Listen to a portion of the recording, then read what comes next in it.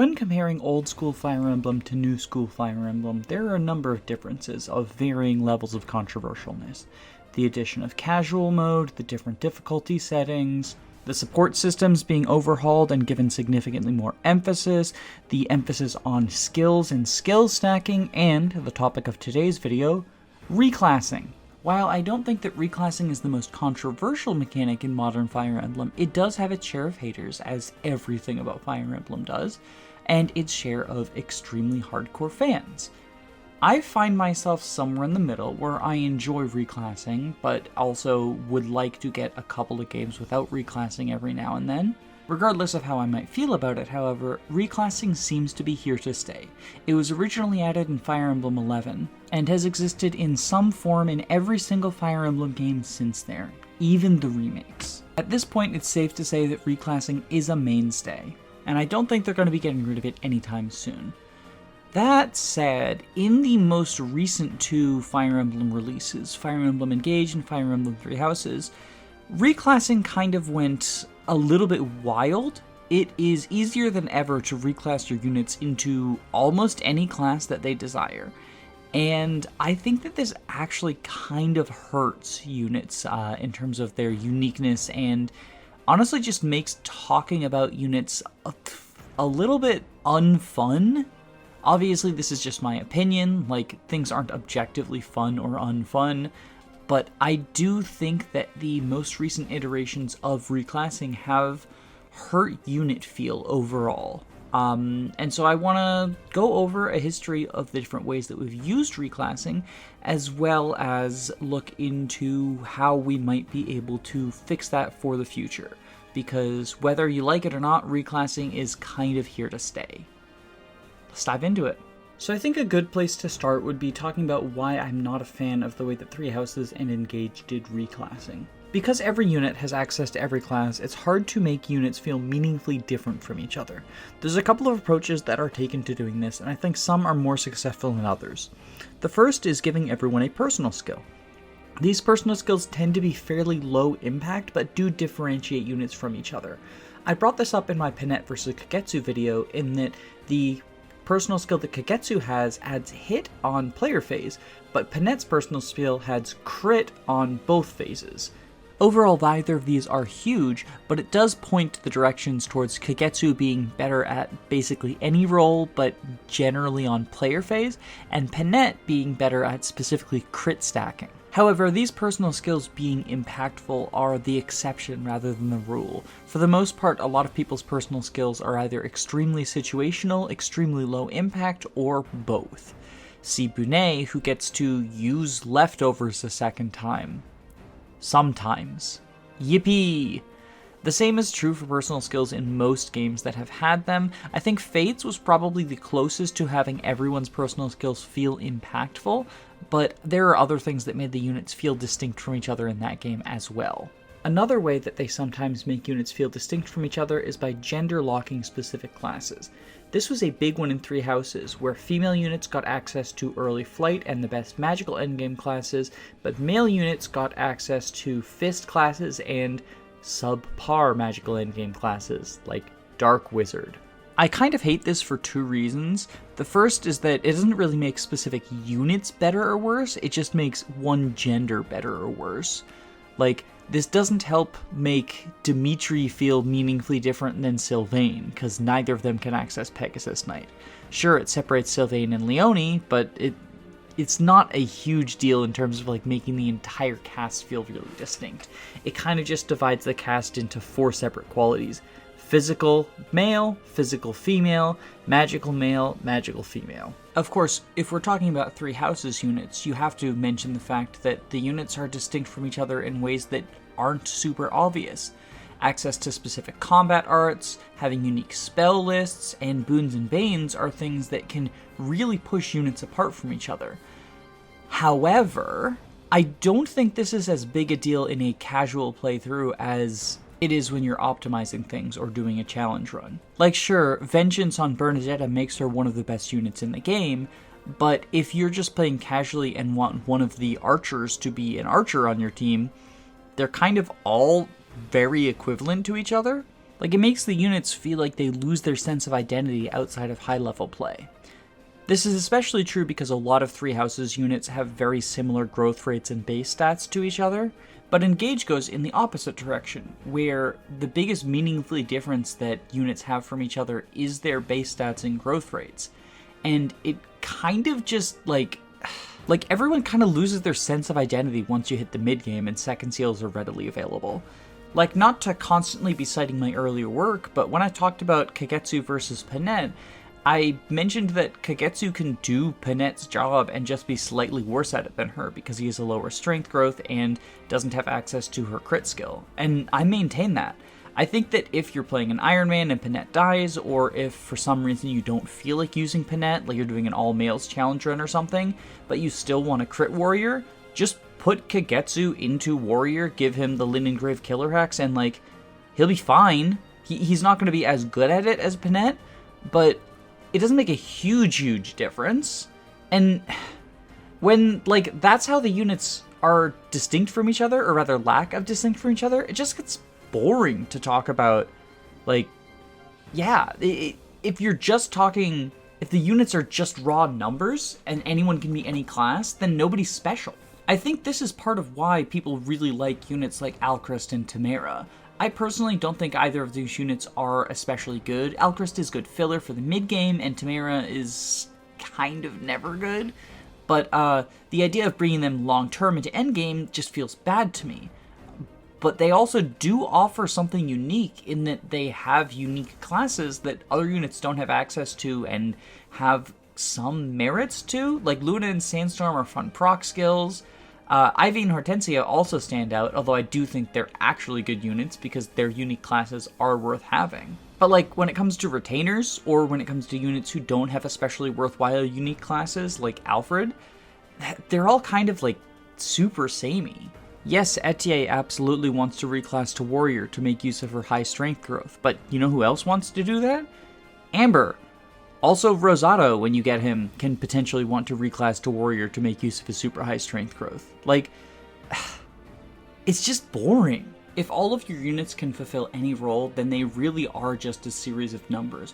Who has the higher strength, speed, and defense? Just use them.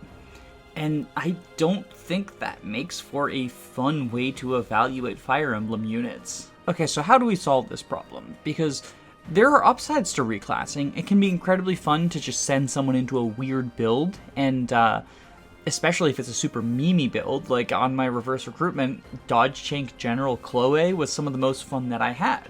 It was a extremely bad off-meta thing, but it was incredibly fun. So I don't want to get rid of that, but I do want to make it so that units feel more distinct, like they have niches.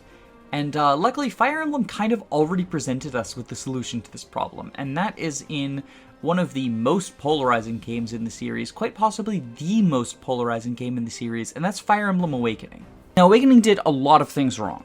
Its story is a hot mess. The skill system is really boring, with a lot of skills just not being particularly impactful. Second Seal's resetting your level is incredibly dumb and kind of just leans into a weird sort of grinding mindset that is reinforced by the maps being very flat and bland and often feeling more like stat checks than actual strategy maps. Lunatic Plus is a mess of a difficulty mode. I could go on, but I don't want to continue to hate on Awakening because I am thankful for the reclassing system that it gave us. While not without its flaws, in particular, I really don't like that you can second seal to reset your level. I think that it is the best iteration of reclassing that we've had in this series. In Generation 1, each character only has access to 3 classes total, unless you're a pre-promote, in which case sometimes you get 4. They can freely reclass amongst these, and oftentimes there is a best choice, but you could go into some of the other funny meme ones if you wanted to use that unit as a funny meme. For example, the Lord of the game, Crom, had access to the Lord class line, the Cavalier class line, and the Archer class line. Lord and Cavalier both had benefits, and you could make valid arguments for either one being Crom's best class.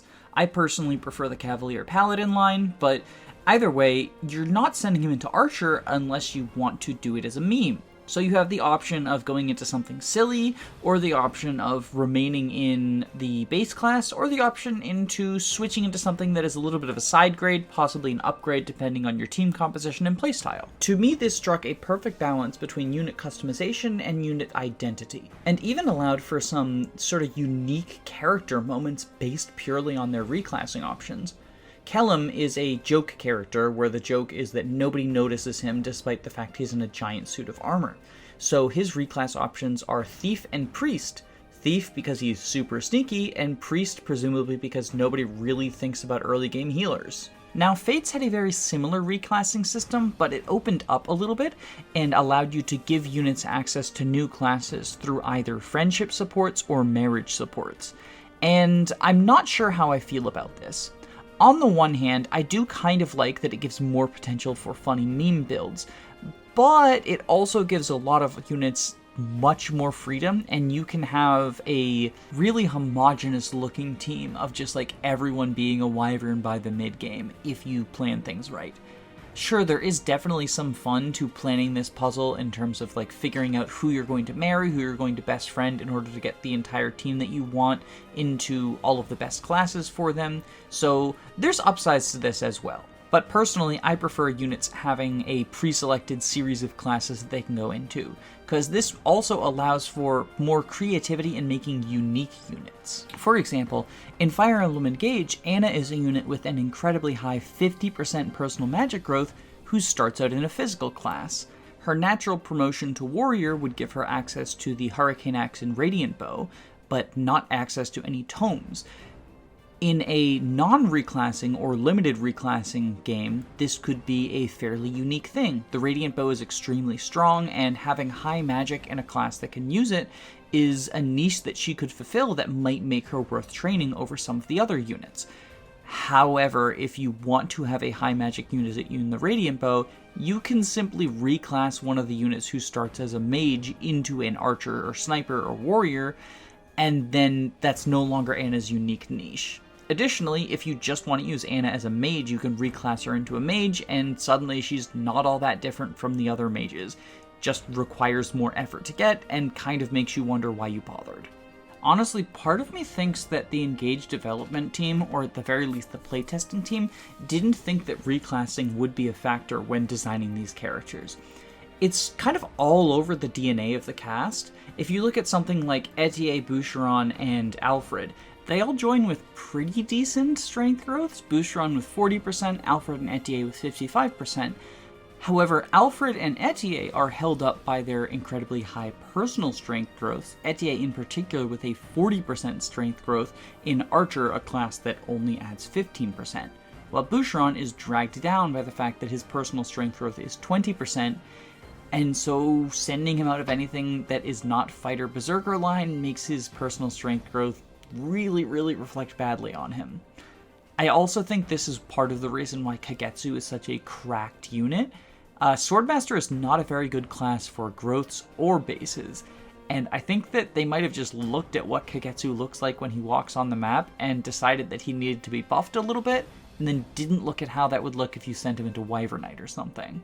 Obviously, this is just a personal conspiracy theory. I don't have any insight into the way that Intelligent Systems is working, and given the way that the Fel Xenologue was balanced, maybe they didn't care about an unbalanced cast whatsoever.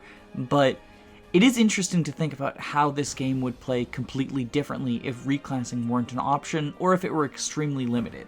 Like, imagine if Kagetsu only had access to Swordmaster, Paladin, and Bow Knight. Those are classes that he could still perform very well in, but he wouldn't be far and away the, combat god that he is. And there might even be arguments to not have him on your team in some playthroughs if you're going for something like a fireball strategy, or if you want to do hero spam or something like that. So yeah, in conclusion, if we're going to be stuck in Reclass Emblem, can we at least limit it to some extent?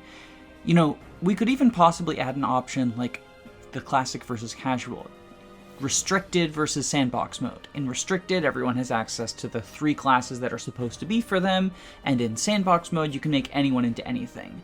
I feel like that actually is probably the best compromise between the reclass purists and the people who don't especially care for it but do think that it adds a little bit to the game.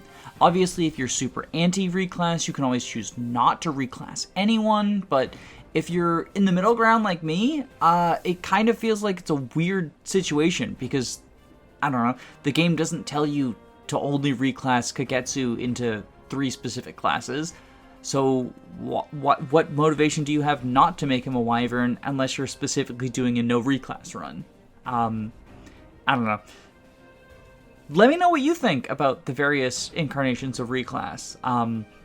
Do you like a different version better than me? I know that the FE12, FE11 is even more sandboxy to an extent than Engage in 3 Houses, or something like Shadows of Valentia, which is even more restrictive in that you need to use DLC items, the pitchforks, in order to reclass people, and they get shrunk all the way down to villager. Like, I don't know, there's options out there. I am personally like a huge fan of the Awakening one, even though I think most other aspects of that game are kind of poopy. Yeah, bye.